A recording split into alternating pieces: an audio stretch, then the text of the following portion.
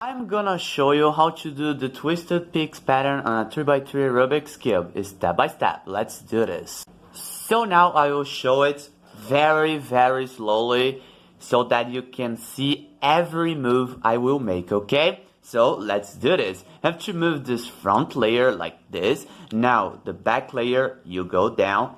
You can see these two yellow pillars. Now you do this pattern here. Go to the left side with this upper layer. Now on the front layer you go down. Now you repeat. Now you have to go again, but you go down with the left layer. Now on the back layer you go in this direction, make the two white squares go here. Now you do a double move on the left layer. Now you return.